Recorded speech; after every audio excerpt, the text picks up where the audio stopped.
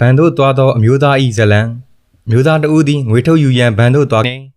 ငွေရှင်းကောင်တာမှငွေထုတ်ပေးသူတဲလာသည်သူ့ကိုငွေသား3သိန်းကျပ်ထုတ်ပေးလိုက်သည်သို့သောသူ၏ဘန်ကတ်ထဲတွင်လက်ကျန်1000သာရှိသည်ကိုသူတွေ့ရှိခဲ့သည်ငွေထုတ်ပေးသူမှားယွင်းသွားပြီးကိုသူသဘောပေါက်လိုက်သည်စိတ်ထဲတွင်တော်တော်လေးကိုချီတုံချတုံဖြစ်ပြီးတဲ့နောက်ထိုအမျိုးသားကပိုရှန်နေသောငွေကိုဘန်တို့ပြန်ပေးရန်ဆုံးဖြတ်လိုက်သည်သူကငွေထုတ်ပေးသူကိုပြောပြရန်ရှေ့သို့တက်လှမ်းလိုက်စဉ်ငွေထုတ်ပေးသူသည်ဂိမ်းကစားနေရသဖြင့်အလုရှုံနေသည်စိတ်မရှိစွာဖြင့်သူမကထိုအမျိုးသားကိုထွက်သွားရန်ပြောလိုက်သည်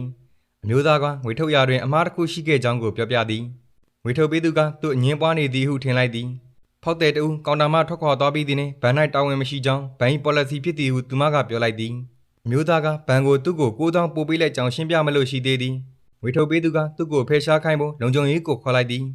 ထိုအချိန်မှာဘန်မန်နေဂျာကသူညံတန်ကိုကြားရပြီးရောက်လာခဲ့သည်သူကဘာဖြစ်ခဲ့တာလဲဟုမေးမြန်းသည်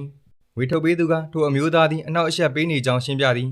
မန်နေဂျာကသူမကိုစပူကျိမ်းမောင်းပြီးနောက်ထပ်အမှားတစ်ခုလုံးမိပြန်ပြီလားဟုမေးလိုက်သည်